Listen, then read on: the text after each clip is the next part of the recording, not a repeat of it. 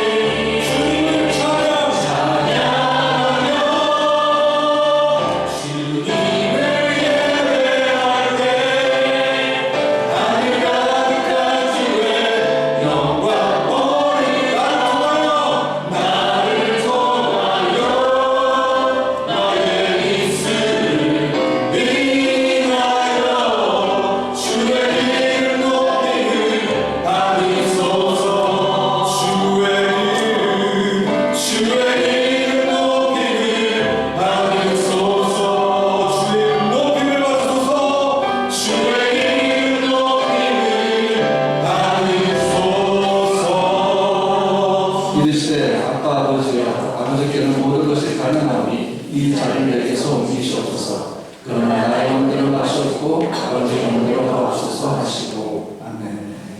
앉으시기 바랍니다. 오늘 말씀의 제목이 내 아버지요.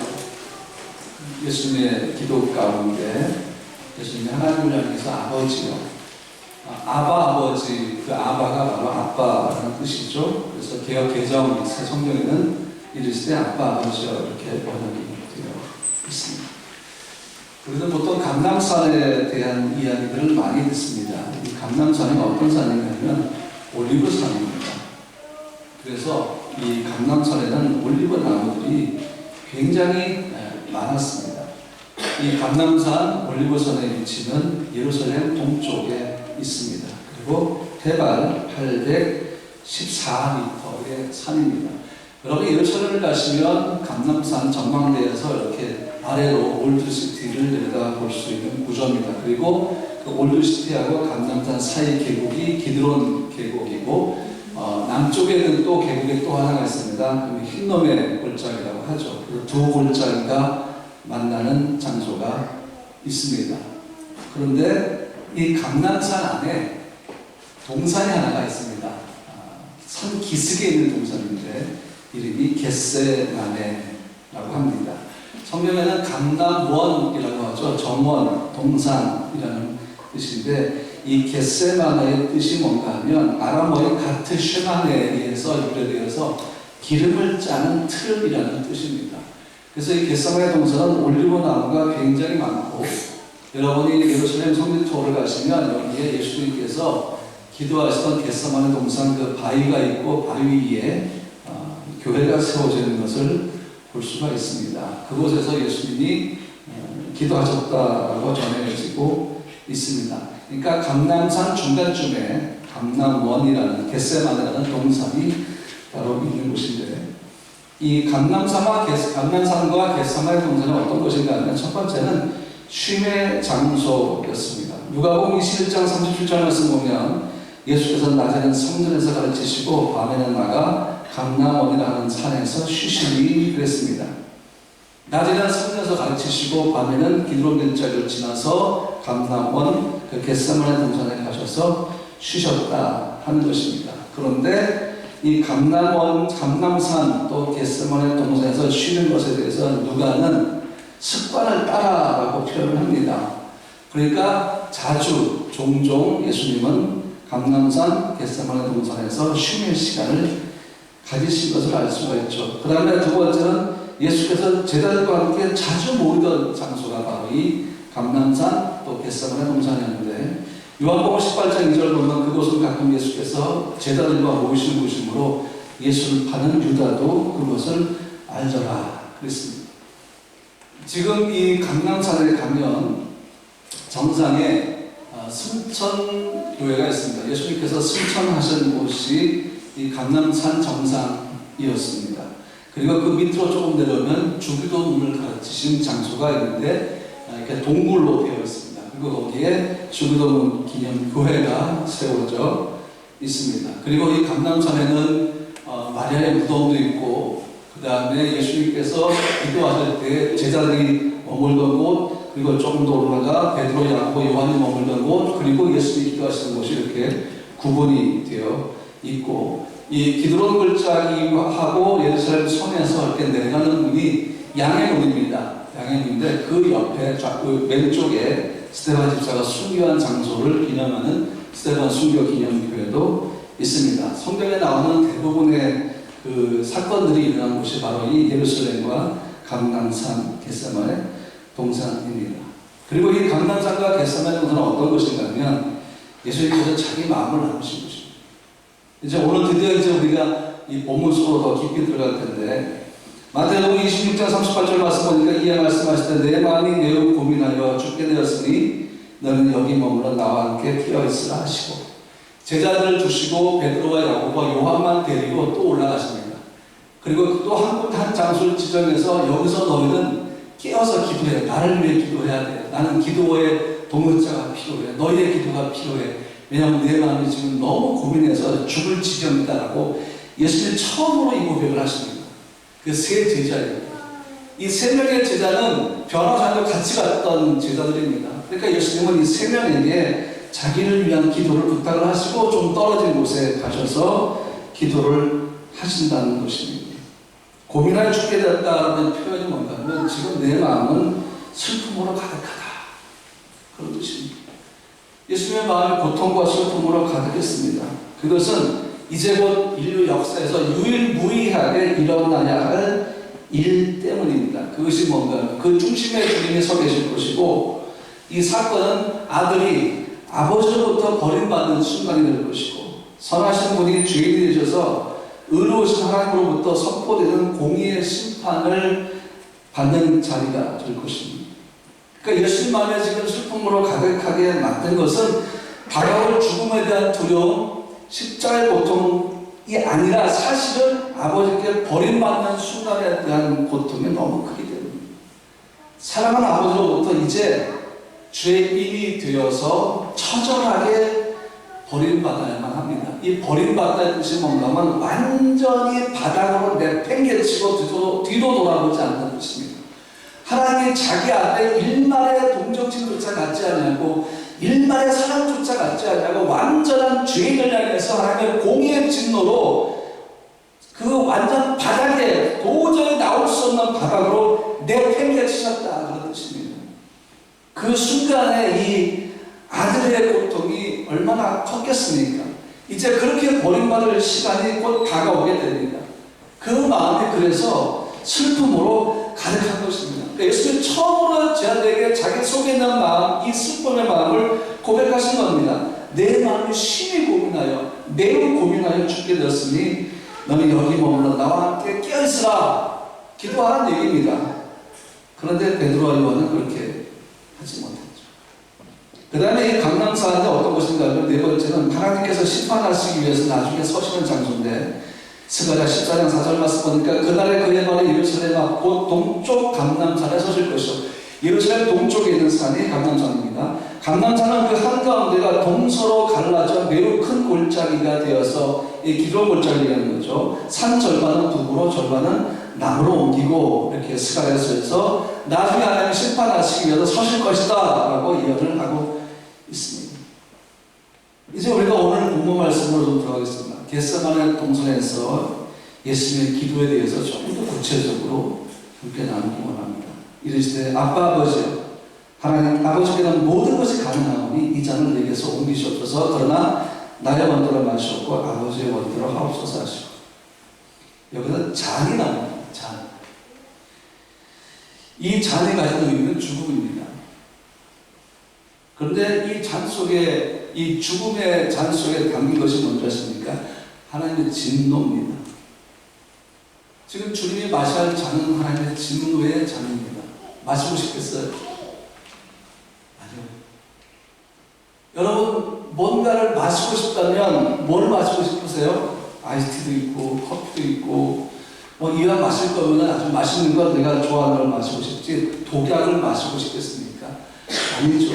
이 잔은 독약보다 더 나쁜 의미를 가지고 있는데 하나님의 진노입니다. 아버지의 진노를 아들이 마셔야 된다는 얘기입니다. 아버지의 진노가 아들의 머리부터 발끝까지 쏟아질 것입니다. 일말의 자비심도 없이 거른 것 없이 그냥 그대로 쏟아 부어질 것입니다. 그래서 예수님은 죽으실 것입니다.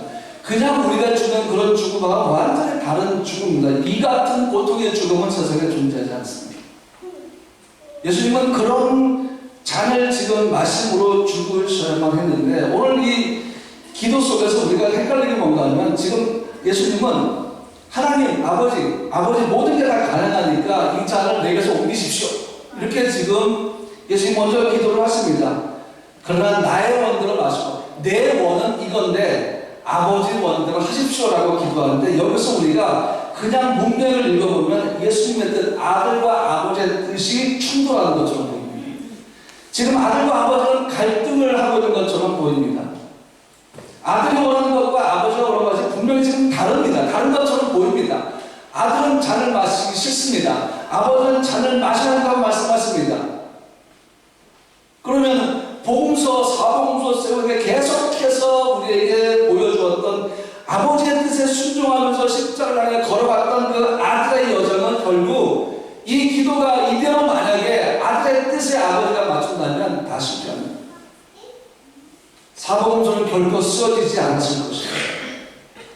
지금 이 기도를 통해서 우리가 알 수 있는 게 뭔가? 우선 예수님은 지금 십자가로 향하지 않을 유일한 방법을 알고 계십니다. 죽지 않아야 될 방법을 예수님은 알고 계십니다. 그게 뭔가 하면 하나님이 취소시켜버리는 것입니다. 캔슬, 딜리트 닫기를 누르시는 것입니다.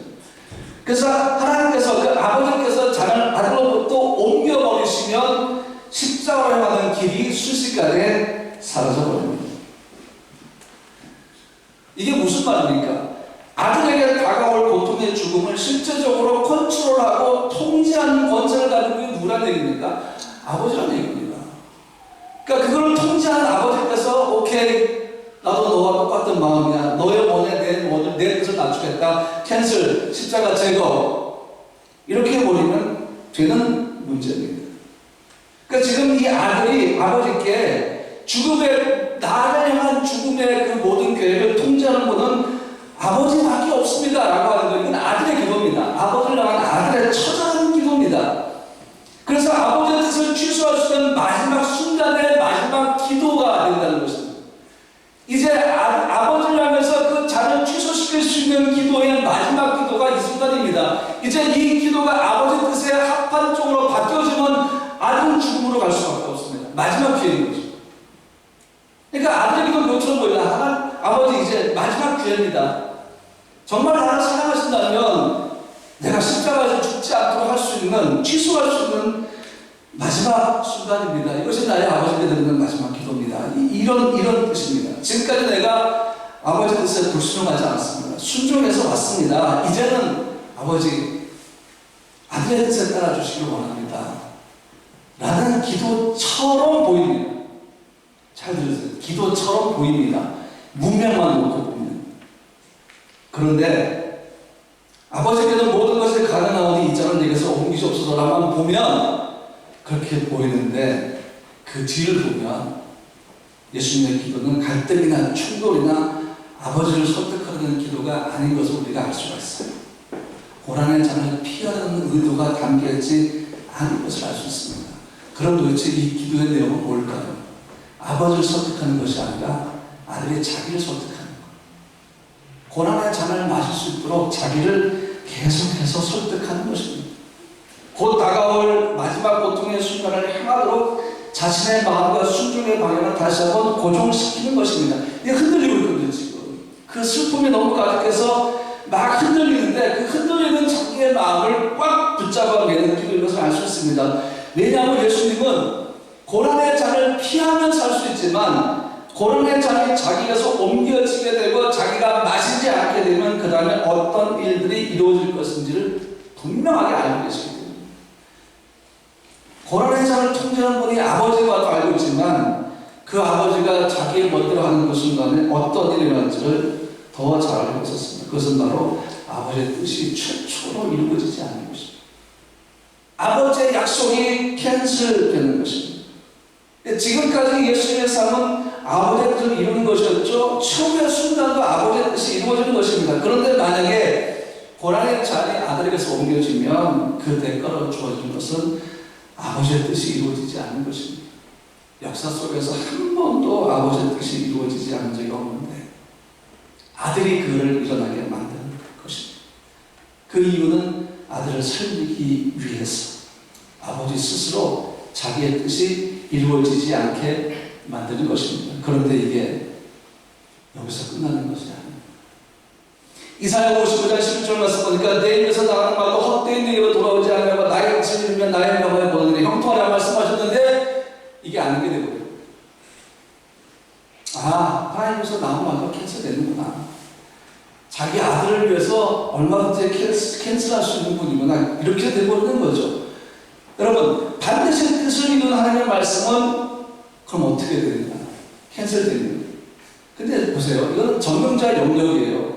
이건 하나님의 영역입니다. 하나님이 이 문제를, 이 모순점을 해결 못하시겠습니까? 해결할 수 있을 것입니다. 그런데 그건 하나님의 영역인데 사실은 이 모든 말씀과 아버지의 죽음은 그분의 그분의 영역이 아니라 우리의 삶의 자리, 우리의 영역에서 일어나야 할, 반드시 일어나야 할 일이라는 사실입니다. 전능자는 우리가 없어도, 피조물이 없어도 혼자 살아갈 수 있으신 분입니다. 그분의 영원한 시간은 우리가 존재할 필요가 없을 수도 있다는 것입니다.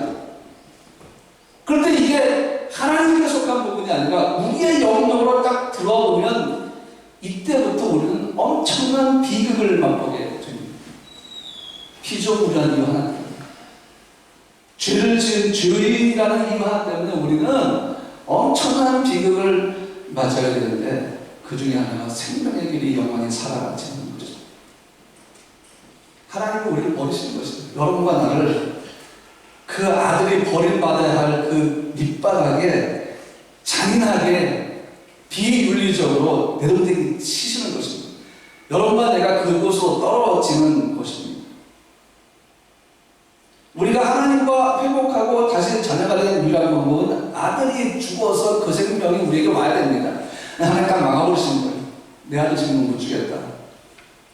아들이 죽어야 가능한데, 아들이 죽어서 생명을 우리에게 주는 게 하나님이 스스로 세운 것인데, 고난의 자녀가 취소되어버리면 우리에게는 하나님의 자녀가 되는 게 취소되고 삭제되는 결과를 갖게 됩니다. 히브리서 9장 22절에 율법에 따르면 거의 모든 것이 피로 깨끗해집니다. 그리고 피를 흘림이 없이는 죄를 사함이 이루어지지 않습니다. 그럼 내가 대신 죽겠습니다. 안 됩니다. 여러분이 100번 죽어도 죄 사함이 이루어지지 않습니다. 죄인의 피는 죄인의 죄를 사합니다. 죄 없는 자의 피, 무죄한 자의 피만이, 그가 죄인이 되어서 모든 자의 죄를 대신 지시고 죽어서 피를 흘려야 죄를 사함이 일어나게 되는 것이죠. 그러니까 지금 예수님의 그 겟세마네 공생의 기도는 고통의 몸부림치는 기도입니다. 세 번 하셨어요. 한 번 하고 오셔서 제대로 봤더니 이런 대역망당한 것들이 있나? 자고 있어요. 이게 뭐 심각한 걸 모르는 거예요, 지금. 예수님이 처음으로 자기의 그 고통의 마음을 고백했는데 제가 전혀 눈치를 못 채고 있습니다. 또 날이 밝으면 또 일상이 돌아오겠지, 이제 그 생각만 하고 있는 거예요. 예수님 지금 날이 밝기 전에 책고 나가실 텐데, 제자들은 또 날이 밝아올 거야, 뭐 예수님 또 늘 그랬을 때 기도하시는 거야 하고는 그냥 자버린 거예요. 물론 피곤함도 있었겠지만. 두 번째 기도하고 아버지가 또 자고 있어요. 예수님은 얼마나 힘드셨겠습니까? 그런데 아버지의 뜻에 맞추려고 몸부림치면서 기도한 아들을 아버지는 그냥 보내두지 않았습니다. 아버지가 아들을 도울 수 있는 마지막 순간이 이때였습니다. 아버지가 할 수 있는 것은 뭔가 하면 아들이 그 기도를 완성하도록 돕는 것이었습니다. 그래서 누가복음 22장 40절을 봤습니까? 사자가 하늘로부터 예수께 나타나 힘을 줬더라. 이게 아버지가 아들에게 해줄 수 있는 마지막 도움이었어요. 그래 내가 취소할게, 네 뜻에 맞추기가 아니라 어떻게든 아들을 십자가로 보내려고, 어떻게든 아들이 자기 마음을 붙잡고 십자가로 갈 수 있도록, 그 죽음을 향해 갈 수 있도록 돕는 것이 아버지가 아들을 위해서 할 수 있는 마지막 도움이었습니다. 그러니까 아버지는 아들을 위해서 자기 뜻을 취소하고 고난의 잔을 옮기는 마음이 요만큼도 없는 거예요. 아예 하나님 마음속에는 그 마음 자체가 없습니다. 죽으라는 거죠. 너 죽어야 돼. 그래야 내가 너 생명 빼어내서 줄 수 있어. 근데 이게 사실은 아버지와 아들이 함께 의논한 뜻입니다. 아들은 아버지의 뜻에 순종하기로 했습니다. 그런데 100% 인간이시지 않습니까? 예수님은 완전한 하나님이시지만 완전한 인간이십니다. 여기서 우리는 그 모습을 그대로 볼 수가 있습니다. 그 고통이 사실은 우리의 고통이고 그 슬픔이 우리가 당해야 할 슬픔이라는 사실입니다. 근데 아버지가 그걸 원하신 거예요. 아들이 그 고통을 당하시기를 원하신 것입니다. 그러니까 지금 아들은 그거를 그대로 다 뒤집어 써야 됩니다. 그 고난을 마시고 죽음의 고통과 아버지께 버림받는 고통을 다 뒤집어 써야 되는데, 인간이신 예수님이 그 고통을 그 육신이 견딜 수 없는 것입니다. 못 견디시는 거예요. 여기서 예수님은 하나님의 가지신 능력으로 이 고통을 이기려고 하지 않습니다. 그분은 완전히 제로가 됐습니다. 완전히 수동이 됐습니다. 자기가 당할 고통에 그 0.001%의 하나님의 전지한 능력을 보태지 않습니다. 인간으로서. 그게 우리를 위한 죽음이기 때문입니다. 거기서 만약에 예수님이 하나님의 능력을 썼다. 그를 체포받고 하나님의 열두령을 더 불러서도 다 물리쳐버리고 체포하지 않는 방법, 그러면 십자가 죽음이 이루어지지 않습니다. 그러니까 지금 예수는 인간으로서 그 죽음의 전을 그대로 받으셔야 되는데 그 고통이 얼마나 큰가 하면 아버지의 뜻을 취소할 수 없는 상황 속에서 쇼크가 오는데 예수님에게 그 육신의 그 고통이 쇼크가 됩니다. 엄청난 충격파를 던져주니까 이 얼굴에 있던 모세혈관이 다 터져버렸습니다. 여러분, 의학적으로 사람이 고통에 임박하게 되면 이런 일이 일어난다고 합니다. 그러면은 그 모세혈관에 터져서 피가 흐를 때에 땅구멍으로 나온다고 합니다. 땅구멍으로 피가 흘러내리는 거, 땅처럼 흘러내리는 거죠. 그때에는 얼굴이 정말 이만해진다고 합니다. 누가 그 얼굴에 손만 살짝 대도 정말 끔찍한 고통을 느낀다고 합니다. 예수는 그 상태 속에서 체포되셨고 그 모세혈관이 터져서 퉁퉁 부은 그 뺨에 유다가 키스한 겁니다. 그냥 우리가 사진에서 보면서 이렇게 멀쩡한 얼굴에 유다가 와서 배신의 키스를 한 게 아니라 손만 살짝 스쳐도 느낄 수밖에 없는 엄청난 고통의 그 얼굴에 대고 유다가 와가지고 키스를 한 거예요. 뺨에다가. 얼마나 힘드셨겠어요. 그 기도하시면서. 근데 아버지는 아들이 끝까지 고난의 잔을 마시도록 도우십니다. 아들도 그 고난의 잔을 마시려고 몸부림치고 있습니다. 그래서 이 아들은 자기에게 주어진 권리와 능력을 아버지한테 순종한 것에 다 써버립니다. 남기지 않고 다 써버립니다. 더 이상 자기를 위해 쓸 능력이 없습니다. 자기를 위해 쓸 권세가 없습니다. 그렇게 아들은 고통 속에서 버림받은 준비를 했고, 그래서 아들이 죽을 십자가가 파괴되지 않고 남아있어서 결국은 예수께서 지시고 골고다로 올라가게 됐습니다. 이 뜻이 취했으면 그 십자가도 버려졌겠죠. 우리처럼. 그 아슬아슬한 순간에 예수가 죽을 십자가가 보존되었습니다. 그 십자가는 버림받지 않게 되었습니다. 십자가가 버림받지 않게 되므로 우리도 버림받지 않게 됐습니다. 왜? 아들이 버림받은 거예요.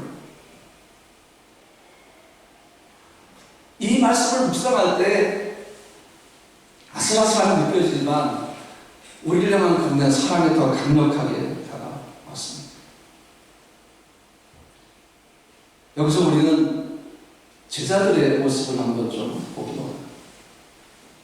12명의 제자들 가운데 한 명이 배신을 하네요. 메시아 왕인데 측근이 12명밖에 없어요. 근데 그 중에 하나 또 배신을 해요.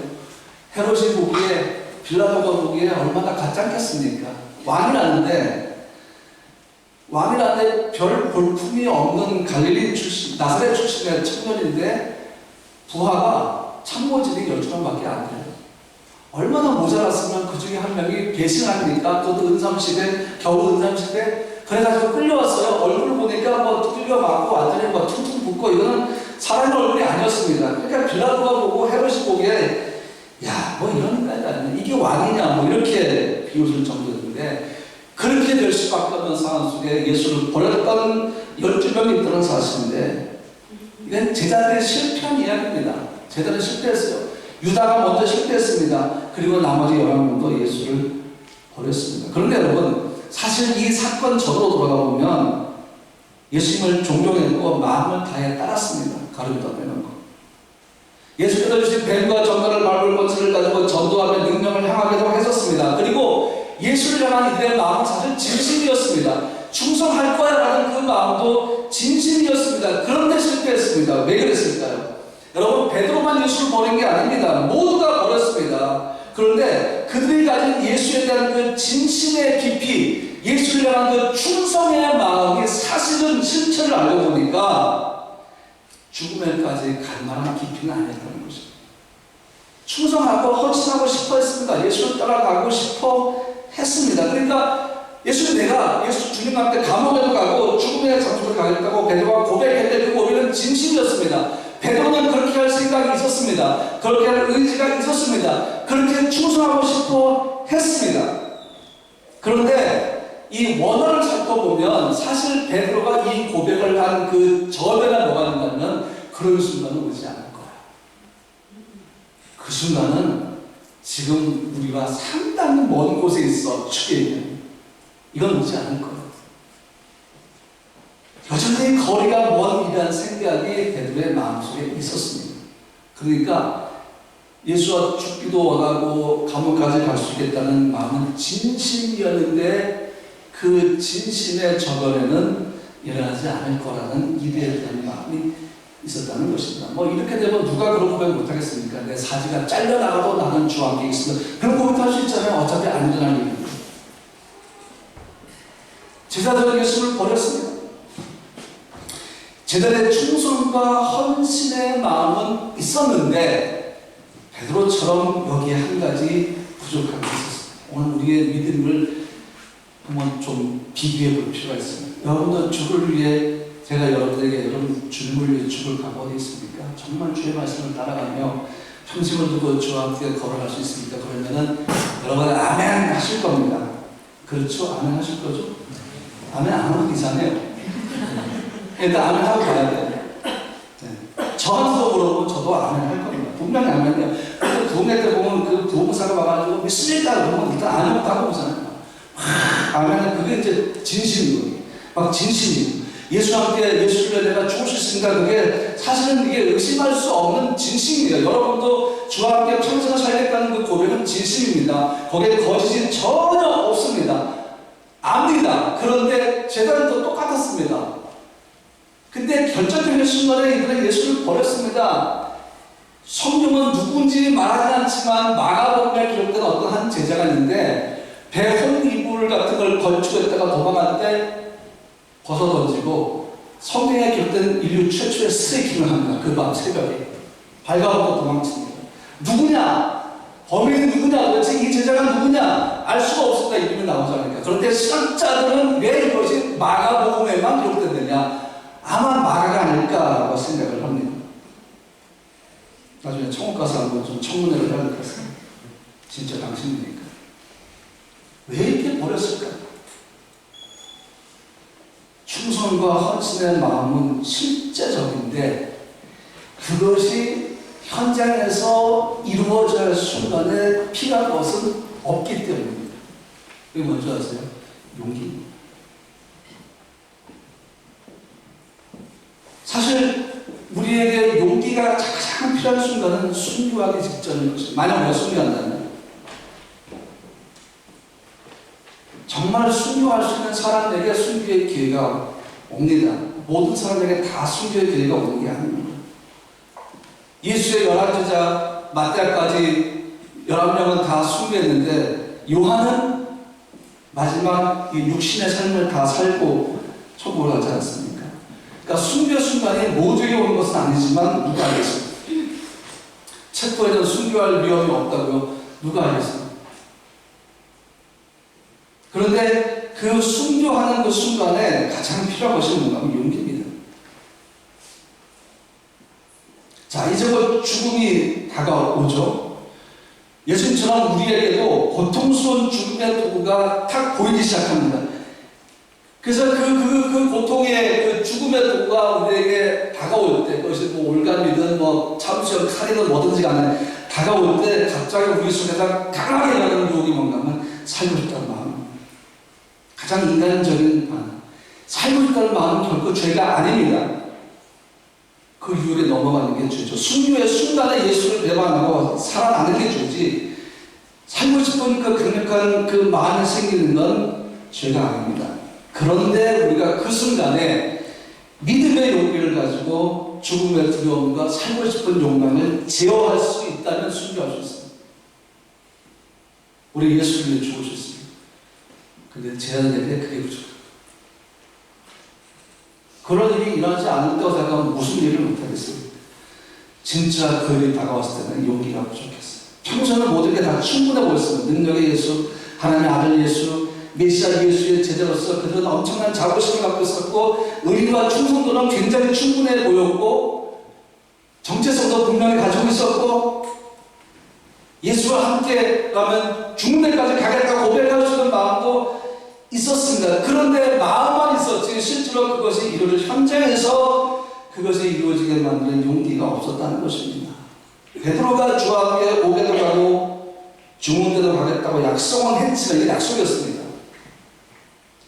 이러한 헌신의 약속이 이러한 헌신의 약속에 베드로가 충실할 만큼 믿음의 용기를 가졌느냐? 아니었습니다. 믿음의 용기가 없었습니다. 그는 죽음을 독대할 용기가 없었습니다. 죽음아 와라! 이러지 못했습니다. 그래서 베드로가 그 고백을 했을 때 오게도 가고 죽을 때도 같이 갔습니다 라고 했을 때 주님이 뭐라 하셨느냐면요, 너 실패할 거야. 그래서 너 그거 이룰 용기가 없어. 그래서 뭐라 하십니까? 내가 오늘 먼 훗날이 아니라 바로 오늘 곧 닭이 2번 울기 전에 3번 나를 부인할 거야. 너의 각오와 약속의 순간은 아주 먼 일이 아니라 이제 곧 다가올 것인데 바로 오늘 내게 그 순간이 급히 다가올 것이다. 그런데 너에게는 나와 함께 죽을 용기가 부족하기 때문에 나를 향한 너의 헌신은 죽음의 두려움에서 깨어질 것이다 라고 말씀하신 겁니다. 근데 실제로 베드로는 그렇게 했습니다. 사실 예수님이 하실 때 베드로 좀 억울할 수도 있습니다. 이해하기 힘들었을 것입니다. 그런데 여러분, 예수님은 베드로의 실패를 아셨고 너 실패할 거라고 얘기했습니다. 제자들도 실패할 걸 알았습니다. 도망갈 걸 알았습니다. 그런데 예수님과 베드로의 대화 전에 26장 32절에 예수님이 이렇게 말씀하십니다. 그러나 내가 너를 위하여 내 믿음이 떨어지지 않기를 기도하니 너는 돌이키기 위해 내 용기를 굳게 하라. 이 말씀은 도대체 왜 하신 것일까요? 제자들의 실패가 완전한 실패가 아닐 것이라는 말씀입니다.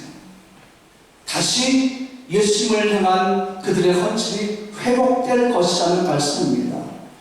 예수님의 사랑과 용서가 그들에게 주어질 것이고 가르쳐는 스스로 선택한 죽음으로 가서 불행한 저를 맞이하겠지만 나머지 11명의 제자들은 다시 주님이 주신 사명으로 회복이 될 것이라고 말씀하셨습니다. 이 약속이 가능하게 예수님 하십니다. 비록 다 도망갔지만 나중에 예수님은 한 명 한 명씩 다시 사명으로 회복시킵니다. 그래서 예수를 떠나고 버린 것이 제자들의 실패였고 또 한 가지 제자들의 실패는 베드로와 요한과 야고보입니다. 앞에 앉혀놓고 정말 신문을 하고 싶은 마음이 그거예요. 왜? 벼라산에서 예수의 영광의 모습을 경험했으면서도 예수와 함께 기적의 현장에 있었으면서도 왜 예수를 돕는 자가 되지 못했느냐? 예수님은 자기의 그 속에 있는 고통을 이 3명에게 나누셨는데 잠깐 잡으셨습니다.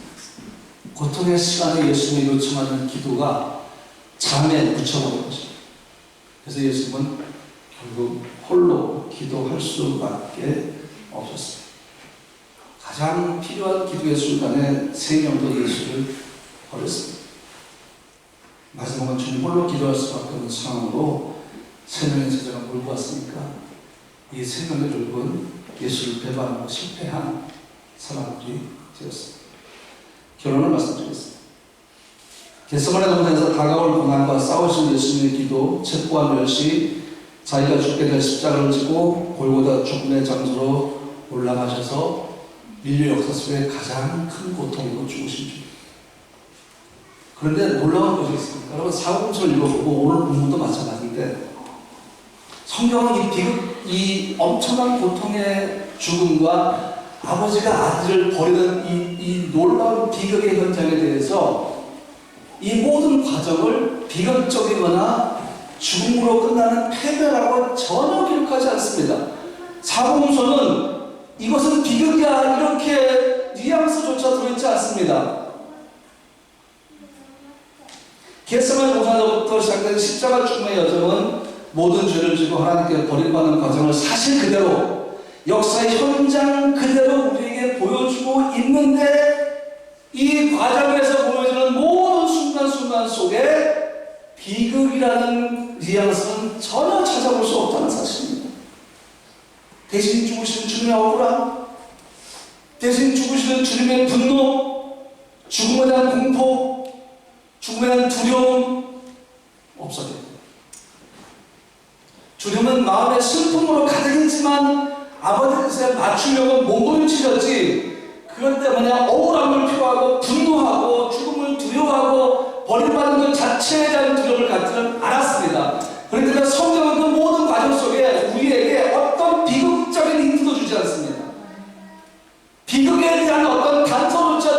있습니다. 더구나 놀라운 사실은 그 엄청난 고통의 여름 속에서 하나님의 영광이 보이는 건 어떻게 보일까요? 왜 그 속에 하나님의 영광이 보일까요? 왜 예수님은 그 죽음의 고통의 현장에서 나를 영원하게 해달라고 기도했을까요? 같이 죽은 두 명의 강도까지 하나가 막 예수를 모욕하지 않았습니까? 뭐 예수님이 인간이셨는데 그렇게 못하셨을까요? 근데 그 두 강도의 그런 모습조차도 예수님께서 뭐로 다가오니까 비극이 아니라 아버지의 뜻이 이루어지는 기쁨과 영광으로 다가오니까 도대체 무엇이길래 이 엄청난 고통의 억울함의 십자가 죽음 속에서 왜 비극은 보이지 않고 영광은 보이느냐 하는 것입니다. 왜 그럴까요? 여러분, 왜 영광이 보일까요? 이렇게 주는 게 영광인가요?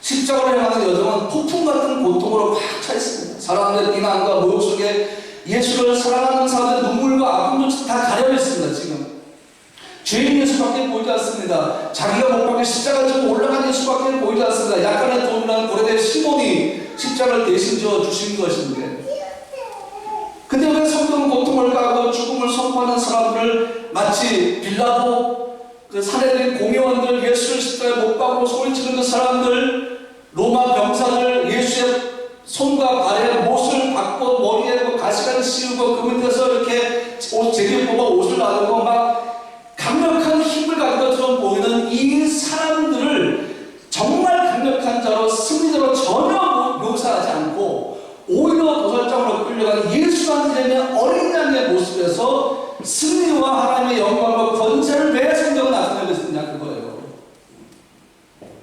오히려 힘과 강력한 것은 빌라도가 아니겠어요? 예수를 죽이고 막 못 박고 채찍질하고 입에 얼굴에 침 뱉는 사람들 아니겠습니까? 그거는 성경 기록하면서 전혀 승리자의 모습을 기록하지 않습니다. 오히려 죽임당하신 어린 양에게서 하나님의 승리와 권세와 영광이 나타나고 있습니다. 묘한 것은 예수님을 죽이라고 사람들의 소리치는 목적은 뭐예요? 죽이는 거예요. 그들은 예수를 죽이는 단 하나의 목적을 가지고 인류 최초로 사내들인 공의 바리새파, 사두개파, 율법학자, 장로들 하나가 되었습니다. 최초로. 그 서로 이견을 달리하고 서로 치고받고 싸우고 서로 무시하고 교만한 이들이 예수를 죽이기 위해 공통의 목표에 완전히 연합을 해버렸습니다. 이런 것도 처음이에요.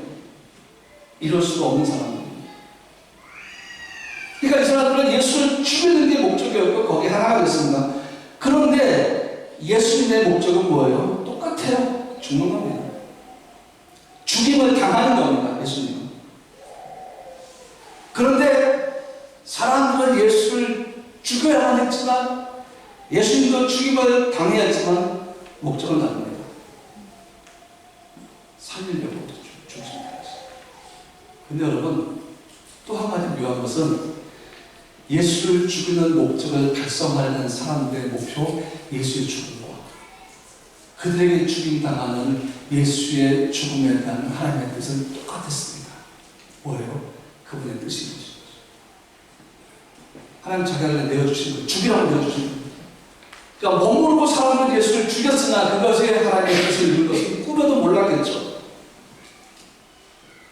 마지막으로 겟세마네 동산에서의 기도를 한번 다시 돌아봅시다. 슬픔과 고통으로 기도하신 예수님, 하나님의 뜻을 이루기 위해 버림받을 곳으로 가려는 예수님의 기도, 예수님이 버림받을 곳으로 가는 길, 십자가에서 당할 육신의 고통마다 아버지께 완전히 버림받는 고통으로 힘들어 하시면서도 끝까지 그 길로 가시려고 몸부림치죠. 아버지가 할 수 있는 최고의 방법은 천사를 보내서 그 결정하도록 돕는 아들아 죽어야 돼. 죽으라는 거죠. 천사를 보내가지고 죽으려고 하는 그 기도를 이루어지게 하려고 아버지가 하시는 거죠. 결국은 그 모든 것이 십자가로 향하는 길이 되었습니다.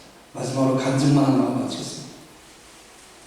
제 아들이 태어나서 병원에서 태어났는데 심장에 구멍에, 판막에 구멍이 보였습니다. 의사는 너무 어리니까 수술하기 어렵고 한 1, 2년 기다려보자. 자연적으로 그게 구멍이 맡길 수도 있다. 뭐 이렇게 얘기를 하더라고요. 근데 저희 어머님이 한 달 동안 계속 기도하시는데 하나님이 보여주고 계시는데 주님의 손에 우리 아들 심장이 이렇게 있는 걸 보여주고 전화가 왔어요. 당장 병원 가고 진단받은 지 한 달도 안 됐는데 병원 가라면 데려갔어요. 가서 정밀 초음파를 보는데 그분이 사라졌어요. 제 아들의 얘기니까 별 감동이 없으시죠? 감동이 오죠? 네. 너무 놀랐어요. 그런데 그렇게 애가 크던 애가 갑자기 고통의 몸을 시작했어요. 붉은 변이 보기 시작했어요. 20분 간격으로 대굴대굴 푸릅니다. 급히 응급실로 들어갔어요. 들어가서 이 초음파로 장을 딱 보는데 여기 쪽에 장이 협착이 됐어요. 꼬이만 있잖아요. 나중에 죽습니다. 방법은 뭔가 하면 두 가지 있어요. 첫 번째, 바른가스를 집어넣어서 그 꼬임을 푸는 방법이 있고, 그게 안 되면 수술하는 방법. 그 두 가지 그 상황에 기도에 딱 섰는데, 일단은 그 의사는 말이 가스를 해보자. 바른가스로. 그래서 아들은 딱 누워있고, 의사가 저한테 아들이 꼭 잡아라. 그래서 제가 아들을 이렇게 누워있으니까 이 손으로 겨드랑이를 잡았어. 어깨를 못 움직이고. 가로서 2명의 아들을 붙잡았어. 발가벗기고. 그리고 항문으로 발을 집어서 바른가스를 넣는데 얼마나 고통스럽겠습니까? 장이 부풀어 오르는 거예요. 얘는 몸부림치고 죽겠다는데 내 밑에서 나를 쳐다보고 있어. 눈으로 살려달라고 나한테. 근데 내가 놀 수 있어요? 못 나요. 왜? 그걸 놓지 말아야 수술까지 안 가지 않습니까? 장이 풀려 내 안에 사는데 나는 놀 수가 없는 거야. 얘는 막 나보고 막 눈에 눈물 콧물 다 머뭇대면서 막 고통에 몸부림쳐서 제발 좀 살려달라고 하는데 나는 살릴 수가 없는 거예요. 왜? 잡고 있어야 살려줄 수 있는 거니까. 근데 바른가스를 집어넣어가지고 손으로 치면서 푸는데 안 풀리는 거예요. 애는 고통스러워하고. 야, 결국 이 어린애한테 배에 칼을 대야 되나? 그런데 의사가 한 번만 마지막으로 대답을 정말 간절히 기도했어요. 하나님 싫어요. 이 아들이 하나님의 아들이라고 하나님을 푸셔야 됩니다. 그때는 뭐 주시옵소서가 없겠어요. 하나님 이거 푸셔야 됩니다. 안 푸실 겁니까? 그런 기도가 애 얼굴을 보면서 의사가 마지막으로 하자는 거예요. 그래서 다시 집어넣고 애를 몸부림치고 막 톡톡톡 하는데 갑자기 의사가 호스를 빼는 거예요. 아무 말도 없이. 그래서 결국은 안 되나 보다. 근데 의사가 하는 말이 다행히 마지막에 장이 풀렸습니다. 그 순간에 온몸에 진땀이 나는데 애는 이제 고통이 사라지고 있으니까 그 눈물이 좀 멈췄고, 근데 여전히 나를 보는 표정은 신통치 않고. 얘가 뭘 이야기했어요, 이런 애가. 나는 가질 수가 없었어요. 겟세마네 기도를 제가 묵상하다 보니까 이 생각이 났어요. 아버지도 계십니다. 하나님도 이러실게요. 아들을 고통 속에 두어서 나는 내 아들을 살리려고 했는데 하나님은 자기 아들을 죽여버리고 우리 살리려고 자기 아들을 고통 속으로 밀어버리셨으니까 100만 분의 1도 내가 이해하지 못하겠지만 그래도 그 순간의 기억이 나면서 조금만 이해하겠다. 살리려고 아들을 고통 속에 두셨는데 나는 내 아들을 살리려고 고통 속에 두었지만 하나님은 나 살리려고 자기 아들을 고통 속에 두셨다. 내 아들은 살았으나 하나님의 아들은 죽었다. 그게 심장을 딱 치는데 너무 감사하다. 사랑하는 여러분, 오늘이 종료주기고 이번 주는 원하는 주가 예수님 분명히 모든 권세와 능력을 가지신 분입니다. 근데 그 모든 권세와 능력을 우리를 위해 다 쓰셨습니다. 겟세마네 동산에서. 그게 오늘 이 기도. 다 소진시켜 자기를 위해 쓰지 않고 자기의 고통을 경감시키지 않고 몸부림치면서 그 권세와 모든 능력을 그냥 그 자리에서 다 소진시켜 버리신 기도. 그리고 십자가 가신 거예요.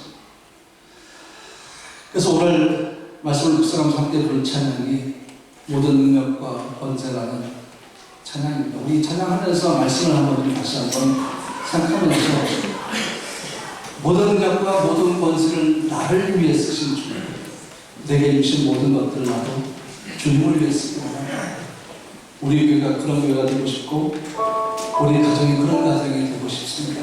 가장 이 시간 이 찬양할 때에 예수의 십자가 고통이 여러분 평생의 그 어떤 순간보다 이 시간을 가장 가까이 나가는 겁니다.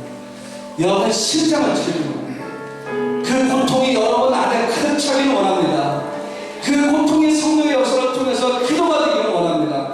고백이 되기를 원합니다. 무슨 기도와 무슨 고백입니까? 배로 같은 고백이 아니라 정말로 믿음의 용기가 포함된 기도가 되기를 원합니다. 주여 내가 평생 주를 따라가겠다. 정말 내가 주를 위해 죽는 자리까지 가겠나이다. 그 고백이 예수의 고통의 자극이 되어서 여러분 입술에 토해지는 진정한 고백이 되기를 원합니다. 우리 함께 이 찬양을 부르면서 성령의 기도인가 하시면 그냥 찬양을 기도하실 겁니다. 그때 마음으로 고백하면서 기도하기 원합니다. 모든 능력과 모든 권세 모든 것 위에 뛰어나신 주님 세상이 증량할 수 없는 지혜로 모든 마음을 창조하셨네. 모든 나라와 모든 보좌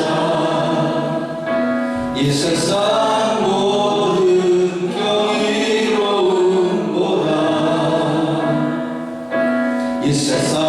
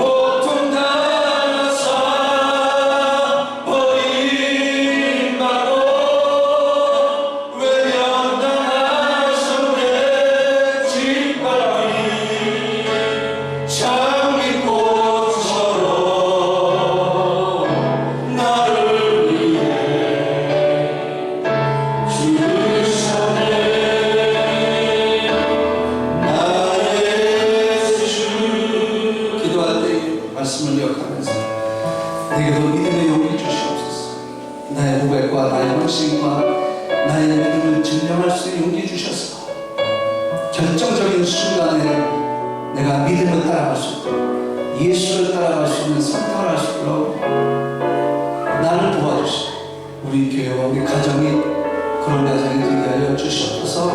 이 시간 내가 예수의 고통을 내 심장에 새기고 내 뼈에 새기고 내 삶에 새깁니다.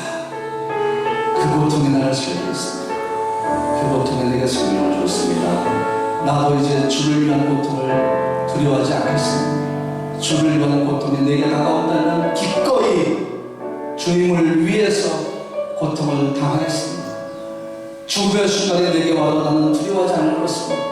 이미 주께서 나를 위해 죽으셨기 때문이고 내가 빼앗기게 될 그 생명도 내 것이 아니고 주의 것이기 때문입니다.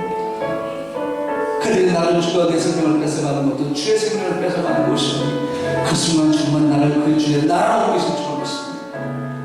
함께 이 시간 잠깐 동안 고백하며 기도하겠습니다. 거룩하신 주님, 겟세마네 기도의 순간 그 엄청난 순간에 기도로 함께 묵상했습니다. 하나님, 우리는 주님을 사랑한다고 고백하지만 우리를 향한 주의 사랑이 어느 정도인지 분간할 수가 없습니다. 이 고통의 순간조차 우리를 위해서 과감하게 결단을 내리시고 기꺼이 죽음을 택하시는 주의 사랑을 우리가 어떻게 다 알 수 있겠습니까? 만분의 일만 우리가 알아도 평생을 죽을 것 같지 않을 것입니다. 우리가 그동안 나를 향한 주의 사랑을 안다고 얘기했던 것을 용서해 주시옵소서. 알 수가 없나이다. 성령의 알게 해주시기 아니하심을 알 수가 없나이다. 그럼에도 우리에게 알게 하시기 위해서 날마다 함께 하신다이요. 하나님, 우리 교회가 주를 위한 고통의 순간을 들려하지 아니하며 주와 함께 중복까지 따라가며 평생을 두고 주님을 위해 살겠다는 고백이 진심의 믿음의 용기 있는 고백이 되게 하여 주시옵소서. 우리 교회를 그렇게 유럽강에 세우셨사오니 그렇게 세워가십시오. 그렇게 인도하십시오. 그럴 수 있는 성도들을 보내주십시오. 그럴 수 있는 자리로 유럽 땅 체코 프라하를 지정하셔서 우리를 모으셨나이다. 이제 우리는 주의 뜻에 순종하기 원합니다.